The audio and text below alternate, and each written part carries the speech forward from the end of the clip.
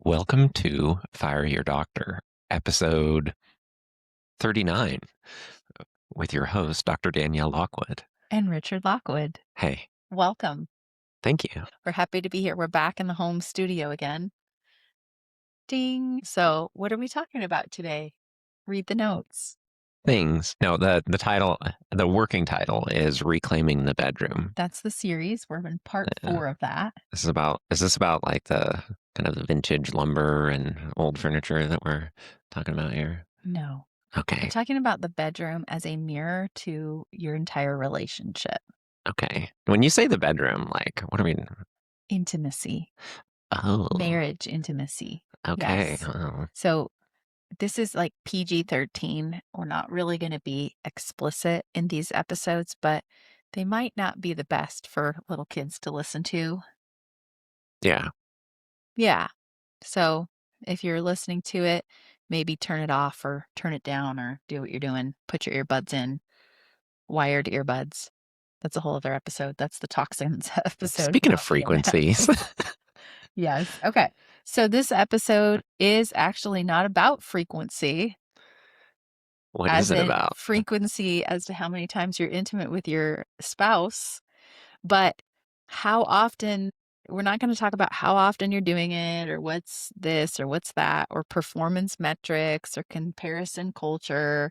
We're going to actually talk about that the bedroom doesn't create problems, it exposes them. Okay, I might take a little bit of issue with that. Okay. As you do. Yeah, but let's hammer this out a little bit here. Let's refine this. When you say it's not about frequency, I would say that as long as there is a frequency, because zero like is an empty like the lack of any frequency would be empty set. Yeah. Do you know what I mean? And so I think if it's like an empty set, and I would consider that what's the metric for among like therapists as to what is a sexless marriage defined? I have no idea. We've talked about it. I think we talked about it in the book. I don't remember. I think it's like sex less than once a month Yeah. or something like that. Yeah. Yeah. So I think that there is, It might even once every 3 months is like sexless. yeah, I don't know. It was something like that though. Yeah.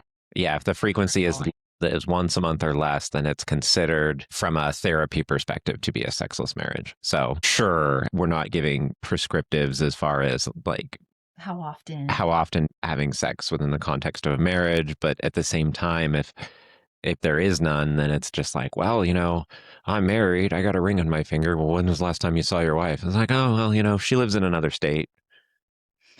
We've heard these stories. That's why we're And having it's this like, conversation. do we really have a marriage at that point? Yes. You know what I mean? And maybe you do in the eyes of God and the eyes of the law, but work on some things. So whatever. That's all I would say about But frequency. But your sex life is not separate from your marriage. It mirrors it. That's what we're going to hit. There's a barometer, a measurement of, right. Yeah. So intimacy is a barometer. Right. I think what you're saying is that there are sometimes couples that might have sex very frequently, but maybe they're actually kind of masking other problems elsewhere. Yes. And so that's where you're saying that frequency by itself wouldn't be something to like, well, I got a great sex life. And the husband's like very emphatic about that. And the wife is just kind of like, okay. I've heard that too. Yes. So, you might end up in that kind of situation where by that measure of frequency, maybe physical satisfaction, it's like, well, things are great, but it's like, maybe they're not emotionally great. Yes. So, and admitting that they're not great then means that they have to go into a deeper discussion with each other and communicate. oh, well, that's a problem. Right. So we want to ask within the context of what we're talking about, is there safety in that relationship? Is there unresolved conflict? Is there resentment? This is a huge one. Unforgiveness, resentment. Is there emotional withdrawal? Is a person pulling away? Is there over functioning or under functioning, as we were talking about, right? So aside from the physical aspect of it, which we talked about in our other episodes, especially the male side and the female side, we talked more about the mechanics of it and the hormonals and all those things. Hormonals, that's funny. Hormones. And But in this one, if intimacy feels forced, avoided, tensed, or transactional, something outside the bedroom needs attention. Sex amplifies whatever already exists. Do you agree with that statement? Yeah. Yeah. It amplifies what already exists. Yeah. It's just, I think Yeah. it's the same when you learn about financial stewardship. Right. However you are when you have no money Yeah. will just be amplified when you have money. Right. And when we look at it, it's like, okay, if your sex life is a house plant that you were given years ago and it's been dead and you didn't have the heart to look at it, so you just kind of moved it into an unused bedroom or a basement and it's still sitting in the pot, just like dead. Oh, it's doing it. No. That's what I get for the jazz hands. You can't. Jazz hands. I would know I was mimicking a dead plant, but I'm a very much alive plant, and so is our marriage. No, but yes, but no, that's not what I'm getting at. What I'm getting at is like I think that when something like that is just withered up and it's never been watered, there's this tendency to say, well, it was never there and I never wanted it anyway. But it's like, the truth is that both of you did want that at some point. Mm. Both of you did want that. Everybody knows what marriage entails. Yeah. Like it's a sexual relationship and Yeah. it's one that's going to be consummated. And it's one that at one point, no matter how bad things are, no matter how dried up and dead that plant appears, at one point you were like, sign me up. 50 years of this, we're going. So that's a responsibility. And the fact that it's not doing well, I mean, there's going to be both people are going to be responsible for that. Yes, let's talk about resentment. Okay. So Ooh, resentment is one of the things I that's would going to s water that plant. oh, no. It's going to kill that plant very quickly, like in a dark corner in a basement somewhere, Oh yeah, it doesn't even. You haven't just forgot to water it for 5 years. It's like you're actively trying to kill it with. By the way, the plant that is in the dark corner of the basement where we are filming, Oh, they can't. oh, They I can't. can't do Yeah, it. no, you can't. No, It's use your hands. you can see This the is our basement is a tail of daylight it is basement. a It daylight is. basement, there's light there, and there's a live plant that is alive. I just checked it. Maybe it's alive because it's been ignored. No, no, I'm kidding. I'm kidding. It's Or am I? it's No, been it's good. I've had it for well over a year now. This is that's not a I'm long time in plant. I'm good with these types of plants. I Okay. keep them alive. All right. You've Okay, kept me alive. I have. Yes, except your dead plant motions. So resentment is one of the most common emotions when I'm doing testing on a person. It is one of the most common emotions that comes up, anger and then resentment. Mm. And they're two sides of the coin, same coin actually. Resentment is the internalization of the anger, Why is meaning it internalized? because people have stigmatized anger and they've put anger in the category of rage. So they don't want to be a rageful person. They don't want to like scream at the top of their lungs and beat things and be violent. Some people do, but most people, especially women, they don't think they're angry. They'll say stuff like, "Oh, I'm not angry. I'm not angry. I'm not angry." But I remember everything, right? That Yeah, is you the remember a resentment. thousand years ago when? Yes. They will remember everything and Yeah. they will internalize it. It Okay. becomes unspoken, and so it becomes Hmm. withdrawal. They will withdraw. They will become passive aggressive. They will then Whatever you say, dear, whatever you say. I'm just here to make you happy. I'm people pleasing all the because that's all time. you want from me. Yeah, and then low desire, and then they'll Hmm. start avoiding, and then they'll basically become emotionally either apathetic or completely shut down. And are they happy here? No, Okay. typically no. Okay. They will say they are, and again, this is when you're having a surface level conversation with a person, they will say like, "No, everything's fine. Yeah, my marriage is fine. We've agreed that, we're just not sexual anymore. This is just not what we do." If you even get them to talk about it. And you're like, "Okay, well, we're gonna come back around on that one again." Okay. Okay. Let's look at this because I'm thinking about this. There's actually two things at work here. Three, actually. So there's two internal and then there's one external.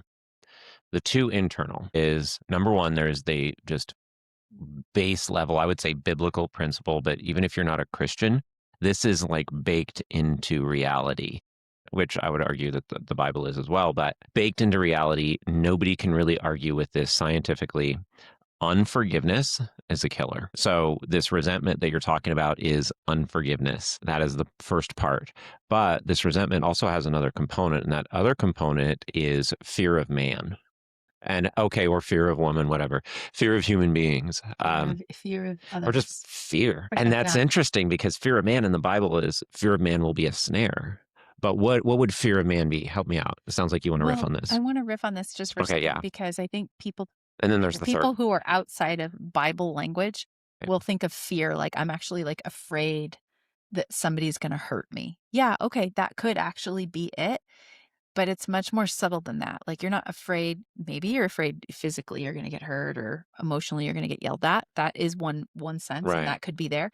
But it's almost fear of them actually seeing who you really are or having your own emotion around something and being received, and we're gonna talk about that in a little bit. Okay. Yeah. Yeah, we're getting warmer. Yeah. And there would be a layer of fear of not being the person that I think people want me to be. And then if I am this other kind of person, then I'll lose then I'll be unworthy of receiving love. Yes. And so fear of man, when the Bible says like fear of man will be a snare, what it means is we're kind of getting into this talking about codependency, Mm. is that if the number one thing in your life is people must like me, or I must like myself, or just something like that, where you are rising and falling on others' approval, then all of a sudden, everything in your life is completely controlled by your perception of other people's perception of you. And if that sounds convoluted, it is. I was like,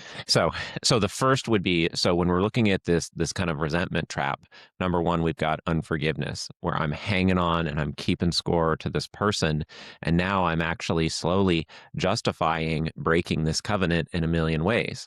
Well,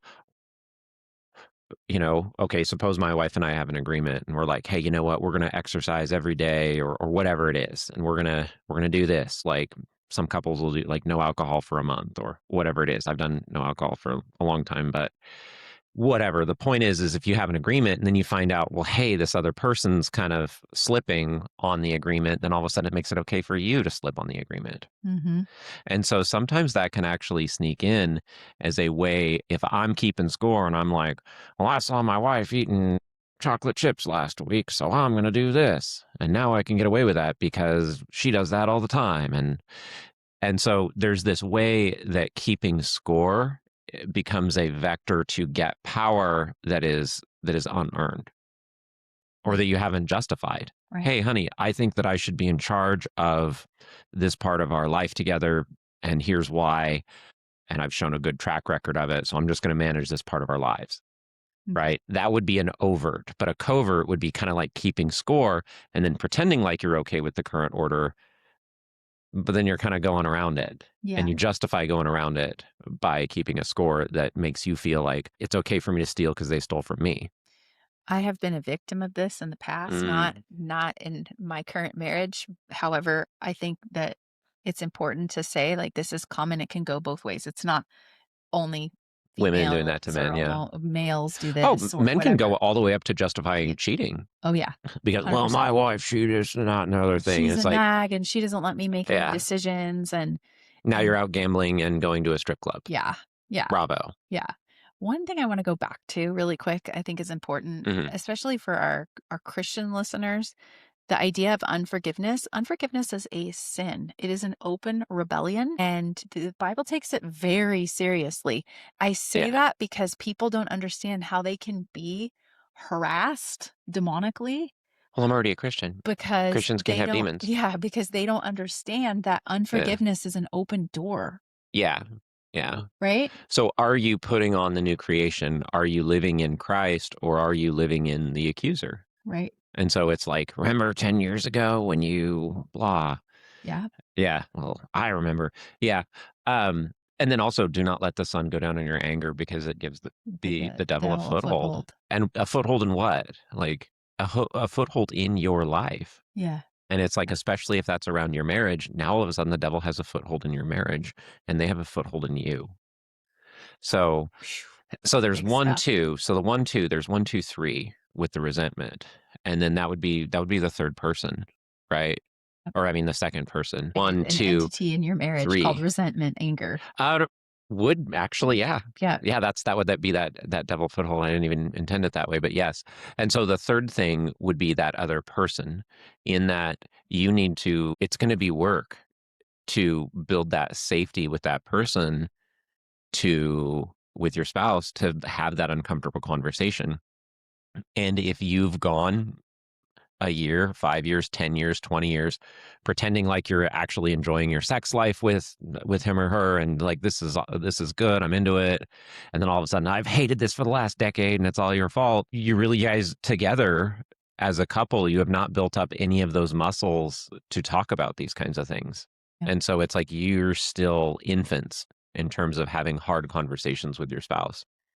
I had And that's the third. Yeah, I had 2 patients And it this only week. gets worse. I had 2 patients this week who had just gotten engaged, and it was really exciting. One of them, it was Okay. a really big deal. Engaged to each other or just like No, no, separate? separately. Okay. They had gotten engaged, and I said, "Listen, here's your unsolicited marriage advice." And one of the things that I told both of them was, "Be prepared to have conversations with your husband that make you want to vomit. Like, you feel so uncomfortable that you want to physically vomit." Because that is the level of honesty that great marriages require. And they were like, "That is really good advice." And I'm like, if Ugh. you cannot tell your spouse something, you do not have a covenant marriage anymore. Now you've Yeah. invited something else in that is not supposed to be there. Make your spouse your best friend. Make your spouse the person you want to tell everything to. But you have to, in order to do that, you have to build that layer by layer, that trust in those very, very uncomfortable conversations. There's a lot of overcoming of fear Yes. within that Hmm. because I mean, you're talking about kind of everything. I mean, it's just, within that marriage, it's like, y- y- as a man, you're also very vulnerable. And it's like, okay, well, now we're getting uncomfortable here. There's a country song that was like, it's called, I don't know exactly what it's called, but it's like, you know me better than that. And it's about this guy that, whatever, kind of love on the rocks. His girl left, and now he's got this new relationship and he's getting married. And it's kind of a song to his ex-wife. And the guy is like, the punchline is, you know me better than that. Yeah. And it's like, the side of me that I'm not even proud of. Yeah. And True. so your wife is going to know like those flaws and she could respond very negatively and very bitter, but there's also a way that her job's to kind of love you through it.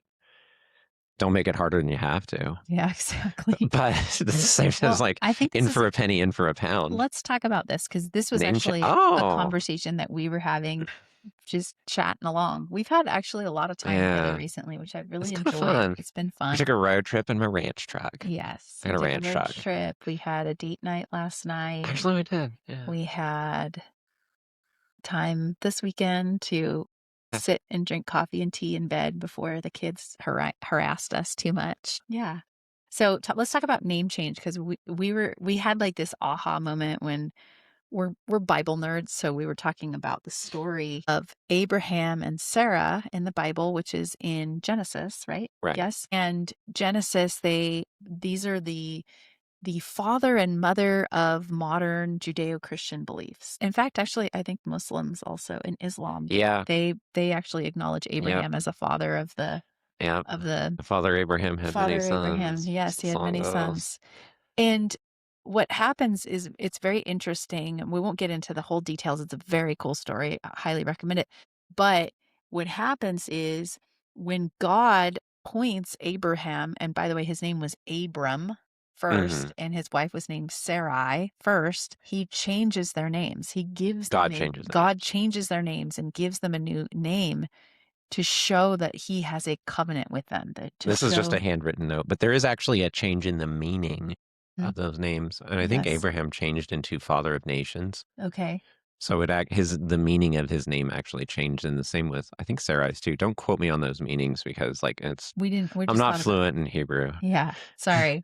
Sorry. But yeah, that is a significant thing that God does, and I thought, "Well, that's really interesting how in modern culture, we take on a new name. As a wife, we take on a Hmm. new name in marriage, and there's also an identity change that happens as well." Right. So one of those things that was kind of like the modern kind of feminist empowerment might be like, well, why does the woman have to take the man's name? Why don't you just take my name kind of thing? And, Mhm. and so we were thinking about it and it was like, well, wait a minute here.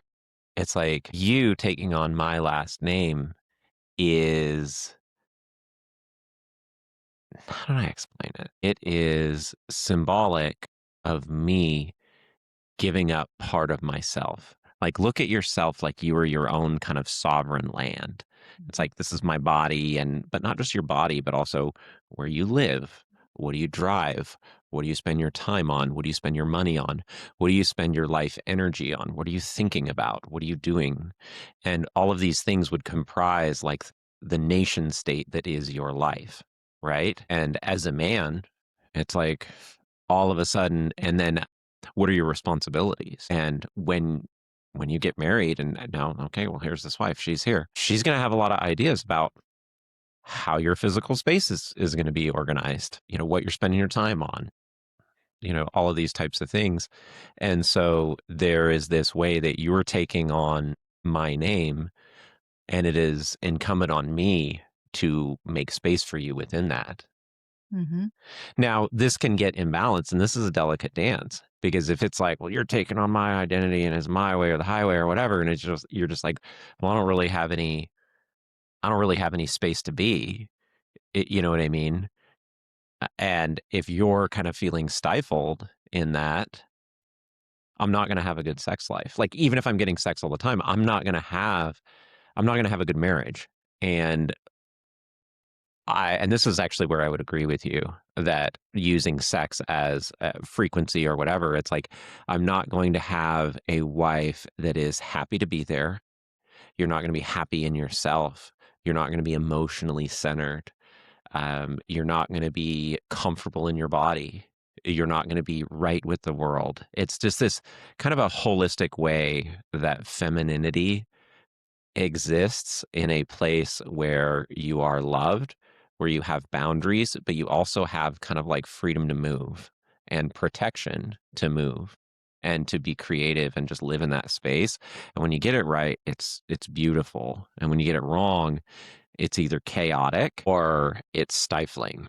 That's exactly the word I was gonna use. It could be stifled. You could be Or stifled. it can be just so chaotic where you're just like, you don't even care if I'm out all night. What is this to you? Yeah. Like, what is this to you? What do you actually care about? What are you passionate about? Don't you have any standards? And it's like a man with standards could be very kind of threatening and scary to a woman, but a man with like no standards and is like, I don't know, I'm just kind of doing whatever. I'll do whatever you want to Do what do. you wanna do. You can do what you Right. want to do. I don't know what I want to Yeah. do. Yeah. And all of a sudden it's just like, well, nobody likes a yes man. And I was like, wait a minute. And I heard that from the person that was before, like this was a conversation a couple of years ago.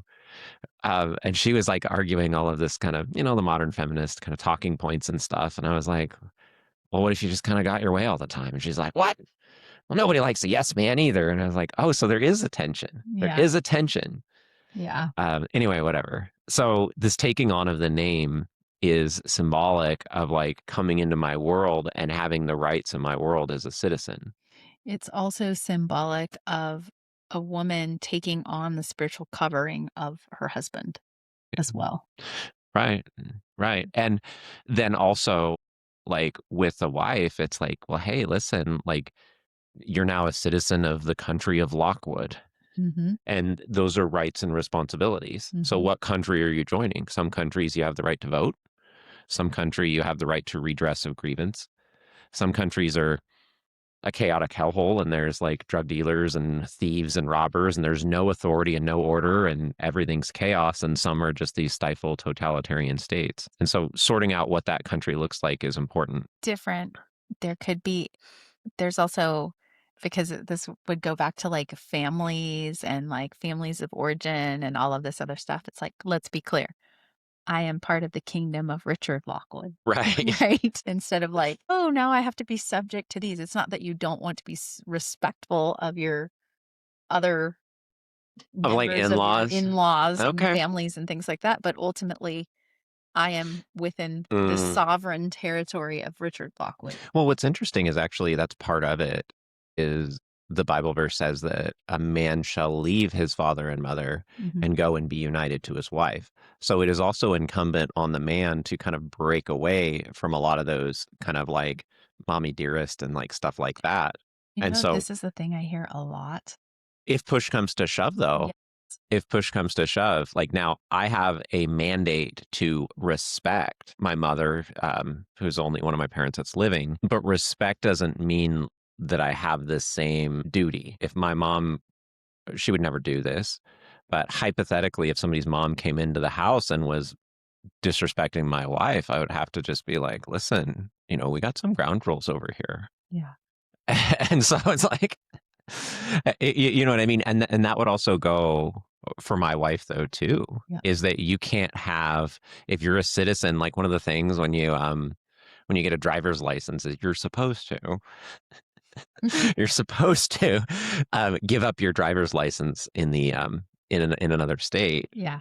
Um, that's a private joke, but Yeah. no, but anyway, yeah.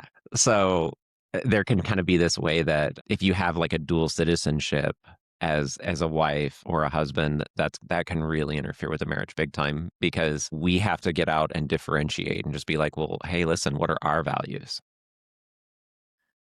So it's like I will respect your side of the family too, but it's like there are some things that we don't have the same values on. Right. Yeah. And that's where we want to be respectful, but we don't necessarily have to co-sign. And it's also okay to have boundaries because you're part of a new territory, Yep. right? So this is a Yep. great metaphor because Yeah. we're allowed to have Yeah. a boundary Yeah. around the citizenship that Yep. is our sovereign land, aka our family. Yeah. Just like, Right. yeah, you know what? Like, I love you. I love you, mother. Yeah, we're not gonna do that. Yeah, we do things a little bit differently around here. I know in the past that it might have been a different way, but going forward, that's one of her languages. Like, I do that. going forward, Moving forward, the things are going to go differently. let's do it. Yeah. And there's a lot of little ways that you can actually signal that. Like, what do you do for Christmas? What do you do for Thanksgiving? And it's like, hey, I don't owe my third cousin twice removed flying my entire family layovers and all the everything and going and renting a car and everything and going and staying with them every year. Right. So Yeah. differentiation from other lands. Can we go back because you said Okay. something really that triggered I've had many conversations with women specifically whose husbands are still being very much controlled by their mothers, their husband's mothers, so their mother-in-law in this case, and their That sounds delightful. and a duty to their family, right? So and I think it goes both ways, right? So Yeah. it's the invasion of the in-laws, right? And one of the things that was really bothering this particular case that I'm thinking of was that this husband just refused to stand up to his family about his wife. So it was going back to exactly what you said. I was like, well, his job is to have your back.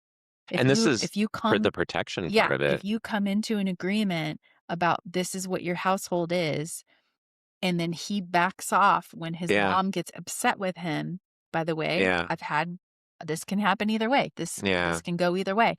That it is incumbent upon him as the leader of your household to defend you and to have your back. There's different ways that you can take those things. Number one, you can just take space by limiting Mhm. limiting access. You can take space and take kind of your own dominion geographically. Sometimes there's a territory where maybe your parents are very influential people, maybe they have a very successful business, and you're always, even if you're just like, no, I swear I did this thing.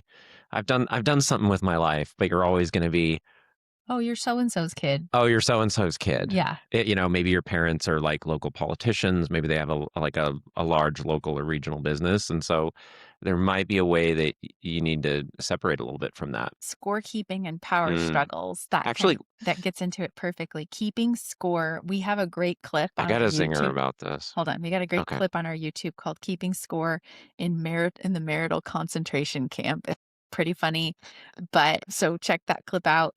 Common patterns that you're gonna see with keeping score. There's language that will go with it. I do more. You never. You always. I always. Conditional affection. Those types of things. Yeah. Okay, what Yeah. do you got? Those are those are the loaded kind of, yeah. And there's a lot more. No, but what was I gonna say? I feel like at the beginning, I'm gonna advocate for the women's side of the fence here. All right.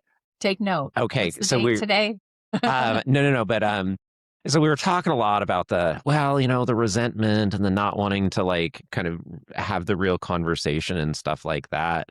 I think in this kind of case study that you were telling me about, it's actually kind of the man that's in that position of Mm, not wanting to have the real conversation with his mother. yeah. And so I mean, in my example, I just played this out in my head and I started laughing because I was imagining, I was like, no, honey, you gotta pretend to like the fruitcake. It's like, so for the next 20 years, we're going to all pretend that we're on board with whatever this mother-in-law is doing that just doesn't really work anymore. And then turn around and resent your wife to pretend like she's sexually fulfilled. Yeah. So it's like, if it's wrong for your wife to basically fake it, Oh, then it's wrong for you to drag your family into kind of faking it for your mother. yeah. Oof. That's hot, hot off So the it's like, press. I don't want a marriage where my wife is faking intimacy with me. And so I'm not going to fake intimacy with my extended family. So that would actually, that comes back on the men. Yes. So there. And then intimacy becomes currency, right? When we Ooh. have this scorekeeping going back and forth. Well, you made me fake that I was okay and I'm doing these things for you. I always do this for you. And now all of a sudden you come back and you want intimacy from me, but you didn't have my back. That's hard.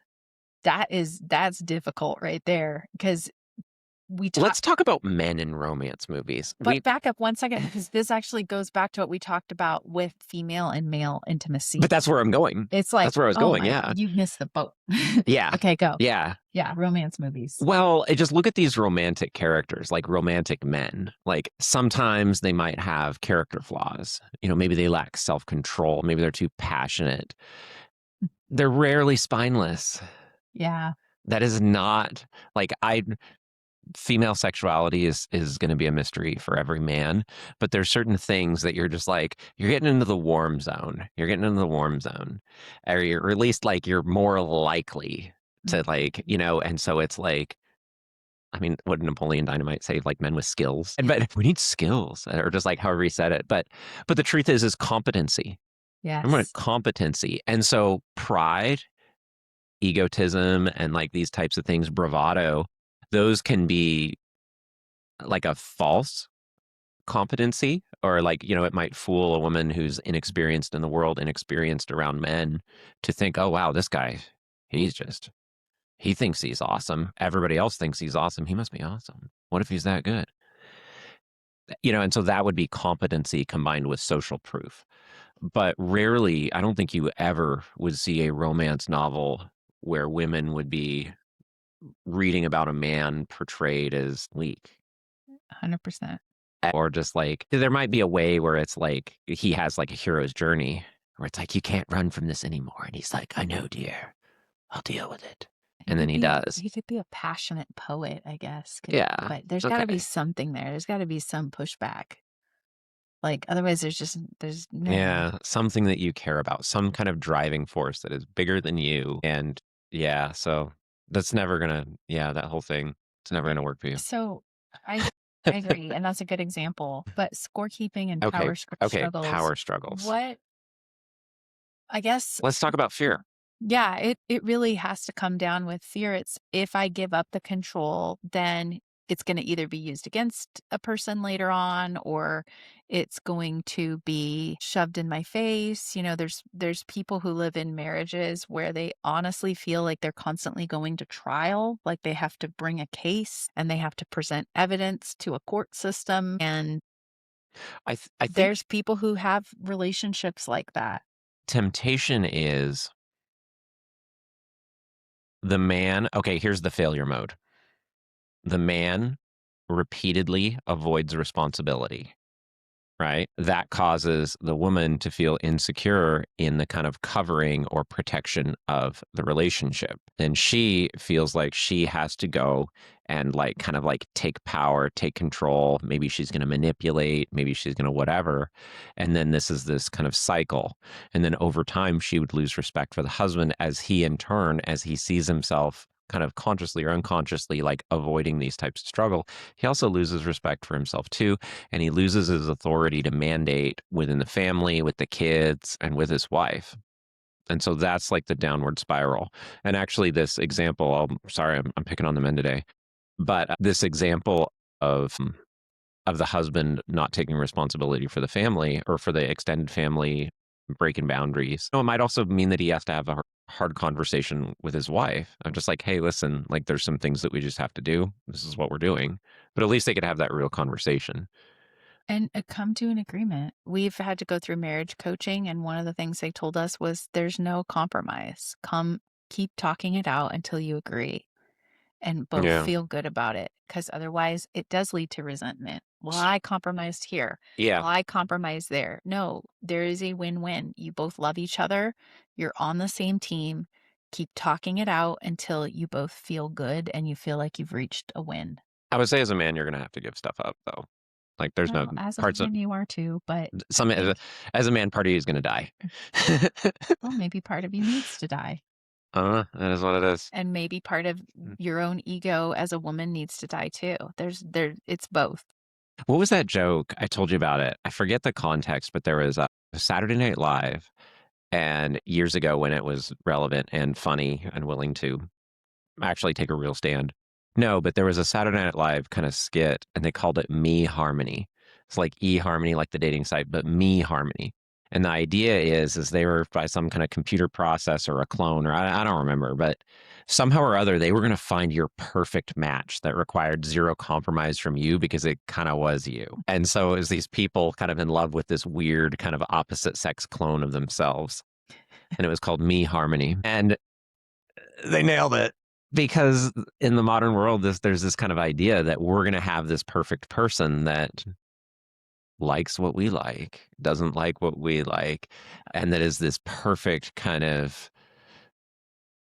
match for us, and When that's we not real. Actually, when we first started dating, I was like, wow, we're very similar. We have a lot of things that are very similar. We have, We both have scrubs we both, on. we did not both have scrubs. I'm just saying, so much in common. No, I was not wearing scrubs when I met you on Oh, for a long time. But the more I got to know you, the more I was like, we're just so different. Like we think so differently. But I think it's good. What I was picking up on though was how we valued the same things. And you that, want to be the same on values yes. And we were and like a moral very, framework. yeah, we had a very similar framework. We Hmm. valued the same things. Yeah, We, felt very, what was the word? Well, we were just in line with how much time we wanted to spend with each other, how we wanted to get to know each yeah, other without feeling smothered or without feeling controlled or, those types of things. sure. I don't know what Yeah, that category is, but I think there's this temptation to pick someone that has a lot in common with you. Like, you like motorcycles and downhill skiing. Awesome. We should get married. And it's like, no, no, no, no, no, no, no. Those aren't values. Like, values would be like honesty, faith in God, integrity, having a integrity. hard conversation even when you want to throw up. Yeah. And so you'll find out in a real big hurry if like the values don't align. And honestly, then they're never going to be perfect. Some people might be just say like spending money or something like that. But let's actually like let's think about this. I was thinking about this, and one of the things, so why would anybody want to get married if oh now you have my name and you have the rights of citizenship within the country of Richard, right? And so it's like, well, if you're the president of a country, I mean, everybody might hate you. You know what I mean? um, and now I'm Benevolent responsible. dictator. But it's a responsibility. But if you start seeing me as a dictator, I'm going to have a bad time. You know what I mean? I might narrowly kind of get what I want, but I'm deep down, I'm going to know everybody hates me, and it's like, here's your sandwich. Like, you know what I mean? No, everybody's going to hate you. So why would anybody want to do that? And then you're like, well, why would I want to move into like North Korea or somewhere where it's just like going to be this terrible place? And I was thinking about it, and this actually gets into something that so it's easy to look at the responsibilities of citizenship, but there's also rights of citizenship. You know what I mean? So you get access Get to, to do we have the right to overthrow the government? I'm still here. Um, no, but what I mean is you also get the rights of citizenship. And so like one of the things that you kind of brought in that I didn't really have in my country before was like, say, like, I wasn't always the best at like long-term planning, very calculating and everything, but also extremely passionate. Like, okay, we're putting the entire GDP into racing, like auto racing, which can get very expensive. But it's like the most important thing is we're going to win, right? Mhm. And so that's a real life example actually. But now all of a sudden I have somebody that's like, well, wait a minute, let's slow down. Let's think about like what's our financial picture going to look like in 10 years? You know what I mean? So it's like, whoa, we imported some different things, right? But with that single-minded focus and passion, you also got some things because she was like, can I tell them about the clinics and like what that Sure. happened? Yeah. So it was just like, okay, yeah. So you had sublet a place, and 6 weeks in, they got jealous of you and kind of made it almost impossible for you to even access your space. And you were just in tears, and you were like, I have patients on Monday morning, and what are we even going to do? Mhm. And I was like, well, I got a Jeep and you only have like one treatment room. We can literally take all of your stuff, move it to the spare room in your house. Your house is actually really close to this clinic, and you can be seeing patients on Monday. Yeah. And you were like, huh, what? Because you were just like this, no, I'm going to put down roots here. I'm going to help people heal. I've got a plan. I got my plants over here, and they might not make it, but I love them. You know what I mean? And so for you, that that chaos and that destruction, whereas for me, as somebody that's like, I ruined a $5,000 engine today. Like I'm used to chaos and destruction, but also whatever, like single-minded focus. And so it was just like, no, honey, we're gonna have this done tonight, and then we're gonna go out to eat. And You then actually helped me paint the room the night before. oh yeah, no, and that was it. Yeah, so a 3-day weekend, and all of a sudden you had a new location that was in your own house, and then you didn't have to pay rent. And then we kind of made this deal with somebody. You moved into their clinic, and I was like, they're probably going to have this same kind of thing too, but their contract has enough holes that we can probably just walk away Mm. from it. Sure enough, we did. And then there was another space, and it was completely chaotic. And I was like, honestly, just give me a truck in 4 weeks, and I built the whole thing. Yeah. And so I'm not bragging, but what I'm saying is that you get like kind of like the rights of citizenship. And so you had spent like 10 years of your life becoming a physician and learning all these things and just having that long focus. But Mhm. like, you also kind of got somebody that was like, I don't know, let's just pull some all-nighters and do tile. And you're like, what? I was like, yeah, we'll have it open Monday. Yeah, And then we did. well, and the thing that is the benefit to those citizen qualities, Yeah, the things that we will conflict on too, right. right? And then it's like, well, I always have to be the long-term planner. Well, I always have to put in the grunt labor overnight, right? And it's just like Yeah. those things. We've Yeah. had to learn how to come to an appreciation for those things Hmm. and speak much more with affection around those things and allow us to have Yeah. those spaces with each other Hmm. and talk openly. Well, you're really good at this. Well, you're really good at this. Great. Let's put our heads together and How can we honor both how of can these we honor things? both of these things? And so when you get into a marriage, like all of a sudden you have access to capabilities that you might not have ever dreamed of. Yeah. You said that. You're like, well, when we're married, we're like a superhuman. Kinda, And yeah. we kind of are. We kind Yeah. of are.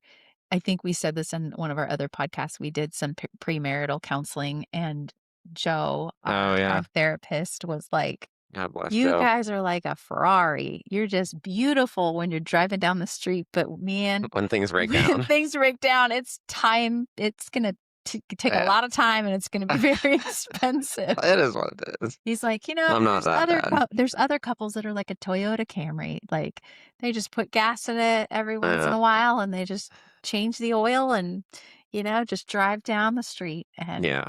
it's like that is so us. Yeah. We are the Ferrari Mhm. and it's been fun, but So it's here's the also been risk. difficult. So here's the risk. Yeah. The risk is that I can start, if I'm in like that kind of resentment kind of phase, I can start to take all of the things that you brought into that relationship, this relationship, I can start to take those things for granted. Yeah. Same. Yeah. And you're just like, well, of course cars just get fixed. They just do. Like everything gets fixed. Uh-huh. And it's just like, Richard, why isn't this fixed already? And it's just like, I'm at the end of the day, I am only human. Like I'm good, but I'm only human. My mom said, maybe you should think about marrying a contractor. And then my aunt, who's married to a contractor, was like, don't marry a contractor because they never want to like actually do their own contracting. And she's like, okay, well, maybe just marry somebody who's really handy. So I was like, okay. And then she So didn't like, I did like you. no, you did, but your mom didn't. Oh, but she doesn't, she likes you better now. Like it's getting better. We'll go with that. Yeah, it's good. But it's funny. No, but So yes. but yeah. So that's I was gonna say that's the resentment is like when you start to take that for granted because there's people that are like, well, my husband works, and well, when was the last time you had a job? 15 years ago, 20 years ago, Okay. but he's terrible. And it's like, well, you are kind of taken. He might have some. I'm sure he has a lot of things to grow, Hmm. but at the same time, Mrs. There's some certain rights that you get from citizenship. Hmm. And, likewise, you'll see Well, examples of husbands. but you expect that particular person to come home and be a participant in the city's Sure, sure, processes, sure. right? Then that can go both You ways. talked Yeah. about like the 1950s husband. Which one? You said, okay, I'm gonna use an example. So there were times when I would be very stressed out at work and I would come home and I would act like a 1950s husband. I would be like, "Where's my meal? And why isn't the house cleaned?" Right? And it took humility on both of our parts to come to an understanding about what we did. And we talked about this in the last episode, actually. Mm, We had a day where we role yeah. reversed and you went into the office and had to deal with training for the employees. And I was at home and I couldn't even take the garbage out because I couldn't get the tail of the bed down. And I had to call you like 3 times. Yeah. And again, I think it was just God's way of showing me like there is so much that goes on behind the scenes that Richard does that you don't even see, and vice versa. It's like dealing with the emotions of the employees and organizing things and waking up early and sitting in traffic and like working all day and being with patients and employees, right? So it's like these things we have to come to an appreciation of. That's this section we're talking about here is over functioning versus under functioning. One spouse carries the load of the marriage and the other withdraws, avoids conflict, shuts down, right? You can see that pattern happening too. And that's why we talked about resentment first, because sometimes the resentment, the unprocessed anger, the biting comments are what cause this dynamic to start to take place. Do you agree? Um, yeah, I think that, there's just human weakness. There's stuff like that. And there can also be ways, I would say that there can be imbalance, and sometimes it's seasonal. Sometimes it's unintentional. Sometimes it's just kind of is what it is. I mean, if you're in for a penny, you're in for a pound. And so, okay, I mean, we're in it for life. So it's just like all of a sudden, it's just like, I mean, God forbid you hear about couples where one of them gets in an accident or something like that, and then they're like ugly or whatever, or disabled. It's like, well, you're married, deal with it. And so, well, that sucks. I didn't sign up for somebody like whatever disabled. And it's like, well, here you are. God Yeah. gave you somebody disabled. Here you are. And I don't want that for my life. I'm not speaking that over my life or anybody's life, but there is kind of this way that imbalance, perceived imbalanced is going to happen. And also, Desire for each other, bringing it back to the mm, intimacy, will actually thrive when there's mutual strength and there is that balance, right? yeah, I guess so there's going to be a chance to like talk about that. And what are you doing? Just turn the sound. Oh, um, that's going to be something that just has to be negotiated because Mhm. there's things that like, hey, and maybe like you were talking about the night is like kind of husband coming home, and yeah, there was a season where you kind of like that, but honestly, that meant that honestly, the whole paradigm had to change, Yeah. where it was like maybe this clinic, maybe this clinic isn't pulling its weight, and Mhm. like, why am I sending my wife over here to this job that's just sucking her dry, and then upset that she's not emotionally present and participating with the family and everything. And so it's like the whole paradigm had to change. Yeah. And then likewise, if your husband's coming home and he's just like, I don't know, having a terrible time and just burnt out. And it's just like, honey, maybe working 12 hours a day in a steel mill isn't for you. Let's Long let's term, do what some can we do? let's figure out something else. Yeah. And Can I maybe get it's a going to part-time suck. job? Can Maybe I it's do going to suck this? like Yeah. for a season, Yeah. Yeah. to help him find something else that's not going to just destroy him. And Yeah. 10 years from now, you would thank yourself for that because a husband that has to spend the rest of his life with like blown out knees and joints and stuff and just work injuries from doing heavy industrial labor. You know what I mean? That's going to make it bad for you. So the point is that there's going to be imbalances. And there's also this just kind of malignant way that humans can focus on perceived imbalances to the point that no matter what kind of deal they're getting, they just kind of want like a better and better deal. Like if they're getting 55-45, they're going to be like, well, it's not fair. It's not fair. I should get 60-40. And Mhm. then that's never going to be fair. That's never going to be fair. And so resentment can also be this fuel that you can use to gas yourself up to go and get more out of the other person. Yes, and I would say that there's also, I think in society, at least in North America, there's this perception that the spouse that is the quote breadwinner is somehow more valuable than what's happening behind the scenes, right? So the if the other spouse is then the emotional or spiritual person or the person behind the scenes managing logistics or initiating repair in a conflict, like that is a very important role within the marriage. And in an ideal situation, both spouses should be distributing that, but Hmm.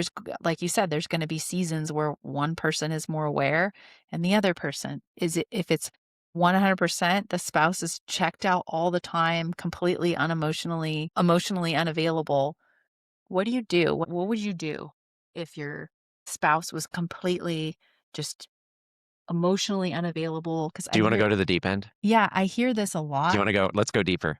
Okay. And this actually comes in here with what we're gonna talk about with intimacy requires being known. No, there's a cheat code. Okay, but just give me a second. Okay. So true intimacy requires being known, being seen, being chosen, being forgiven. If vulnerability is punished, then intimacy collapses. Okay, so now let's bring that full circle as to when because we see this, we hear this a lot in our clinic. And people that we know, they will tell that, they confide in us. Once they find out you're a doctor and you work in a medical setting, like it's on. They want to tell you things and sometimes you're ready to hear it and sometimes you're not, but that's okay. You're going to hear You're going to hear it. it. So we hear a lot and we Yeah. take that as a very trusted honor and a mantle. So Hmm. we're very good at keeping confidence around that.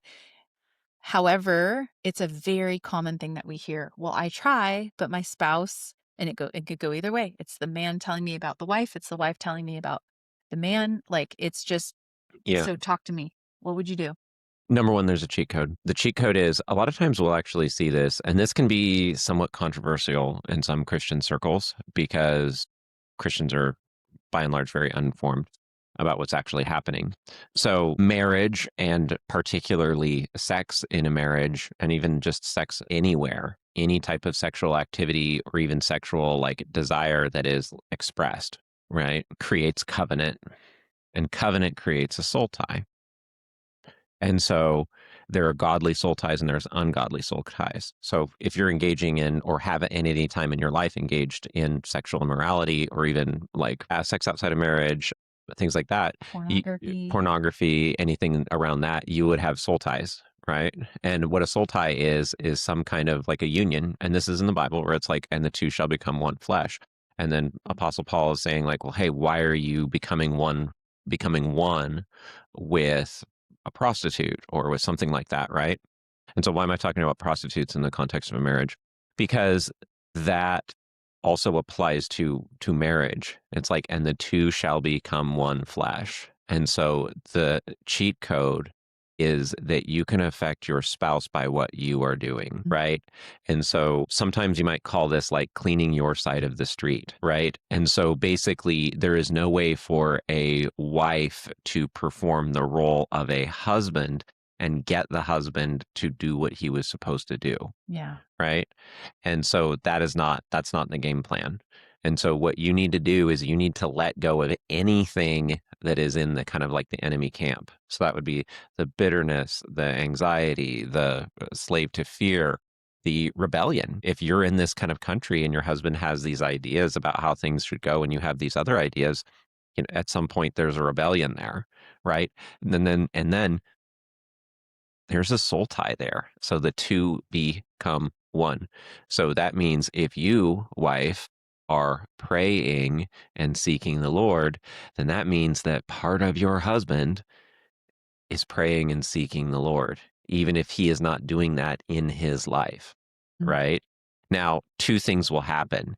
Either one, he will hit a crisis point and he will be like forced to. What is the movie? We just watched it. I'm not trying to yell at you, but I just thought of it. Remember that movie? Yeah, it It was, wasn't The Forge, no, The it's War not Room. The War Room. Yeah, it's a movie and it's kind of a whatever. It's a drama about this Really? husband and wife, and the husband, he's this kind of high earner and this kind of alpha male dude that makes a ton of money. And the wife is, you know, they've got this kind of happy life. And then the wife finds out that the husband, you know, I don't know if he was actually having an affair, but he's kind of talking to some of the other girls at work and starting to blur those lines. And then, oh, maybe he's cutting some corners as far as quality control and things like that and ethics at work. And so, like, just some of these things. And she's just like, well, I'm gonna get him, and then like she has this older mentor that just says like, no, actually, you need to really, really deeply get right with God, get forgiving, and just get deep into prayer. And eventually, the husband, just kind of reaches this like crisis point, and that crisis point could take two ways. Either A, he is just absolutely completely pushed away and what little marriage you have goes Mm. and the marriage is over because light and dark cannot have fellowship together, or he reaches that crisis point and he is transformed. Yeah. So Watch the yeah, movie. the war Tell me room, what quote, the war happened. room. Yeah, I don't want to spoil it, but that's kind of like the lead in. And so there is this kind of a lot of times, and also who has soul ties, in that marriage, you know, in this kind of culture and in this territory, premarital, extramarital sex, pornography, all these things are they're ubiquitous in the society. And so in Christ, there is forgiveness, but there is also a walking out of that forgiveness. Yeah, it's a process. Right. Yeah. And so some of that is specifically repenting to God, perhaps even repenting to your spouse and really cleaning off on those things and just being like, I repent of this, I repent of that, and I confess my sin and I don't want any part of that. And it's like you want to have an uncomfortable conversation like with your wife, talk about your pornography use. But these types of things will start restoring your kind of spiritual authority and your headship within your home. And as the wife, if there's sins and kind of skeletons in the closet, you cleaning that off and really confessing and getting into intercessory prayer will raise you up as a spiritual authority as well, so long as you are kind of staying in covenant. And that means by staying in covenant, I mean that you are not taking this kind of like, well, why isn't he leading? He's not leading, so I'm going to lead. And it's like, well, wait a minute. Like you'll see this with King Saul. Prophet Samuel was late. And so Saul goes ahead and like puts on the priest robe and does the sacrifices for him. Samuel shows up and is like, what are you doing? This isn't your role. The Mhm. Lord's never going to accept your sacrifices because you're not the one that's supposed to be driving that car. That is not your role. And And how so, many times in marriage, I'll say we in the collective, I'm not saying I do this mm, ever. But well, fine, I'll just do it myself. Fine, I'll just have to do everything, so I'm just gonna do it myself because I'm the only one that can do it right, yeah, right? Right there, you've already put word curses on it. yeah, You've already stepped into a hmm, role that probably isn't yours anyway. yeah, You've got resentment. yeah, You've got anger built yeah. up. But really, what you're doing is you're actually, this goes back to our first conversation on this subject, where when you do that, you're actually taking away the consequences of maybe his immaturity. Yep. Or, if you're just like, I have been carrying everything in this family and I'm tired. I've tried to talk to him and he just yelled at me. And so it's just like, okay, you know what? Yeah, I'm not going to enable him getting drunk all weekend. Okay, let's flip it around. Let's flip it around. Let's flip it around to Sure. where it's the wife who's actually this person who is the detached, withholding sex, bitter resentment. Maybe they've Okay. had an illness for a long time, but really they're just holding this resentment towards their husband. They won't give it up. They're just in a place of digging in. Maybe the husband has apologized and they're trying to do better and they're trying to show up better. Yeah. But the wife is Yeah. just like, nope, not good Yeah. enough. Nope, not good enough. Nope, not good enough. We've seen that too. I've seen that. Yeah. So, what would your advice be in that situation for the man? Number one, get into your authority. Mm. Just get into your authority. You know what I mean? And just start. I mean, I hate to say it, but there is kind of this point where, hey, I mean, okay, actually, no, first, before you get into your authority and before you have any of those conversations, I would say it'd be a similar kind of war room process. Yeah. What kind of demons do I have? What kind of unforgiveness do I have? Because in that specific situation, I think what you're referring to is somebody that really honestly was a pretty awful guy like 10 or 20 years ago. Yeah. And he can't, and so he still hasn't like lived that down. Right. And so at There's that a point, it's like, go to your pastor. term that comes from like more like psychological, maybe like a little self-help that says Uh, if you spot it, you got it. yeah. And actually it's applicable from what you're talking about Okay. because that is how you pray. It's like I always joke, I'm like, Lord, you better deal with your son, right? This is me praying with Uh, your son. And the Lord is like to me, if you pray those prayers long enough, something yeah, about yourself is going to come up. yeah. The Lord is always very correcting. He goes, you know what? I'll deal with him, but let me deal with you Yeah. first. Right. And that is the humility to sit before the Lord and say, search me, Lord, and know my heart. That's from the Yeah. Psalms. And that's a really hard one to Yeah. pray because then you're opening yourself up for the correction that you're going to get. I do not think you're hearing from the Lord if you haven't been corrected because he's a good father and good parents correct their children. Hey, well, and actually, yeah, we had an incident with our son where it was kind of a bullying thing, honestly. And like somebody attacked him. And it was Mhm. like, we know our kid. And it was like, what'd you say? What'd you say, man? What'd you say? And it wasn't that bad, but it was just kind of one of those things. And it was kind of just like, okay. So you were kind of asking him leading questions to get him to admit that you were the superior whatever, Mhm. that you were better at pickleball. And so you really weren't engaging in a good faith conversation to know a friend. What you were actually doing is trying to get somebody to give you praise by your kind of leading questions. Yeah. And it's like, that's never going to end well. And Now, no, granted, we're the other not kid gonna deserves to get suspended. exactly. He deserves It to was get violence. suspended. However, the How first are we talking question to we people? have Is is that like, well, wise? what did you say? Well, Right. that was a discernment. Yes. And also, but God is like that with us Yeah. because we are supposed to correct our children and we're to be corrected Yeah. ourselves. If we believe that we are children of God, that means that Hmm. my husband is the son of the high king. You want to talk about dangerous prayers? Hold on. That Okay. means that I am the daughter of the high king. Yeah. Guess what? I'm offending his son. He's offending God's daughter. We have to go with a humble heart. Lord, correct your son, but first correct me. That should really be the prayer. Yeah, but that gets into kind of the one. There's this in the Psalms, you see David like crying out as Saul is like hunting him down, and he has been a loyal subject to Saul, and Saul is still wanting him dead. But David is like, Lord, judge between my enemies and I. And I was like, that's a cool prayer. I'm going to pray that. And so I started trying it. And sometimes it worked. Sometimes it literally worked, where you would just be like, somebody's coming at you with some kind of thing or some kind of attack or just different whatever. We prayed that for a friend recently. Yeah. Yeah, it's powerful. Very powerful. Um, and you'll see this, and all of a sudden it's just like, oh, wow, God judged it in my favor. Be real careful with that when you pray it about your spouse, because Yeah. all of a sudden it's just going to be this little like voice where it's just like, well, do you have headship or not? Like if God is telling me, and he's just like, well, you have headship. And so that means that out of me, it's like, okay, Rich, I'll deal with her, but now let's deal with you. And it's like, do you think you can really stand up to the scrutiny that you're giving out? And it was like, well, quite honestly, I don't think so. And so that's why it's the dangerous prayer. But the more that you deal with kind of like the things that God brings to you, then the more you are going to be removing those kind of like blocks in the river. I just had this picture of like, what if you had this clogged drain and there are like 10 items in the drain?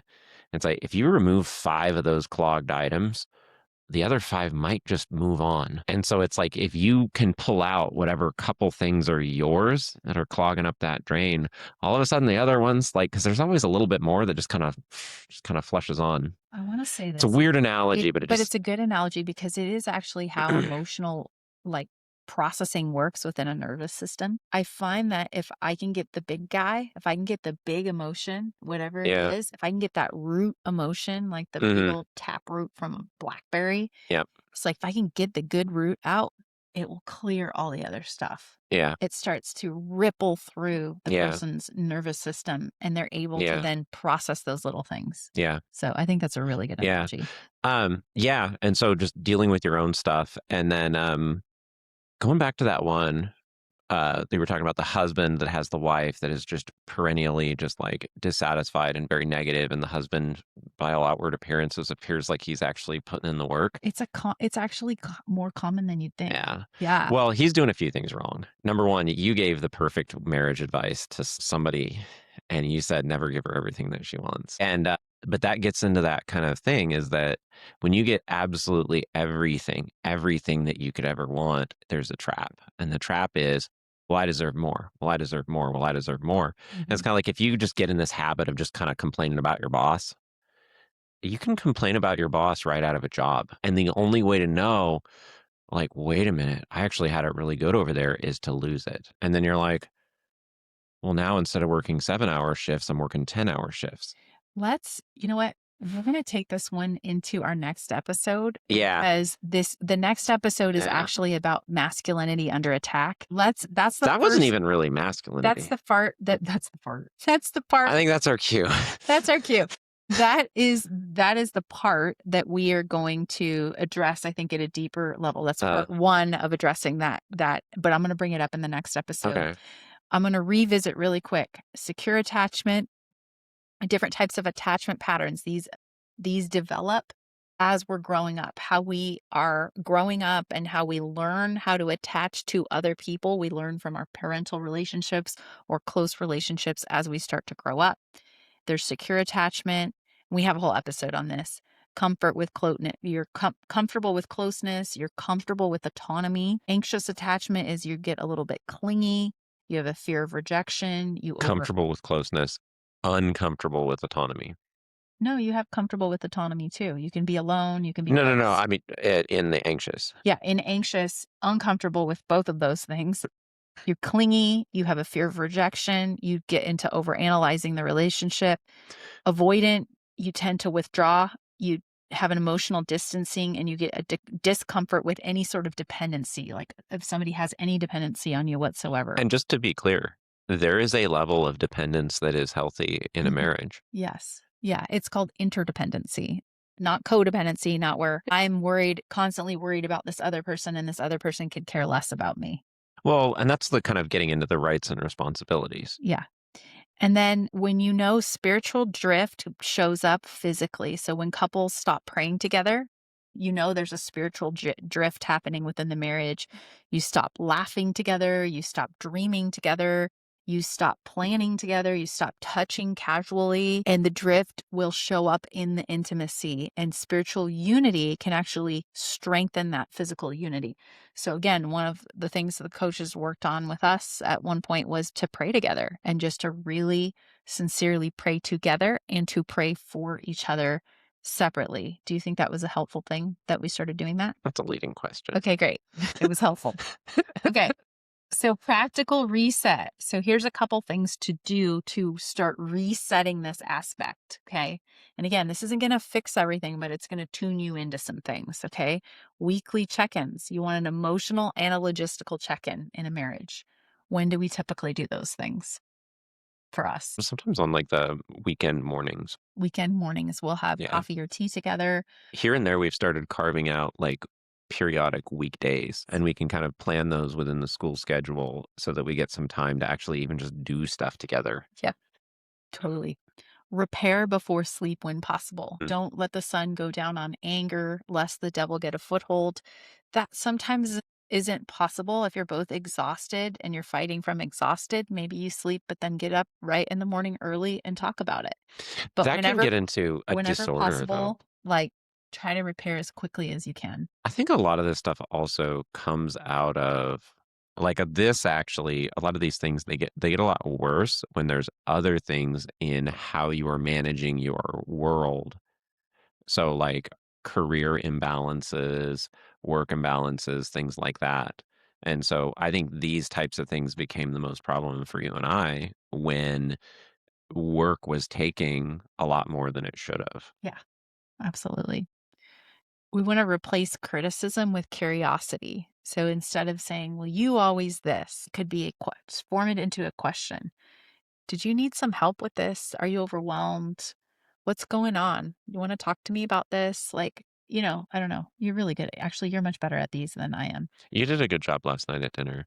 Our food took like an hour to get out and it wasn't that type of restaurant. And you were just like, I was like, well, hey, listen, and you were like, honey, are you just hungry? And I was like, I don't think I'm acting like I'm hungry, but I know what you're saying. And it's like, all right, fine, I'll tone it down. But it was like a gentle redirection. And it was just like, okay, yeah, all Yeah. right. And then we actually came up with a really good solution for what we were talking about after that. So it was good. Yeah. But here's the thing, even though you were taking what I said as kind of a harsh criticism, there was something in it that we needed to do.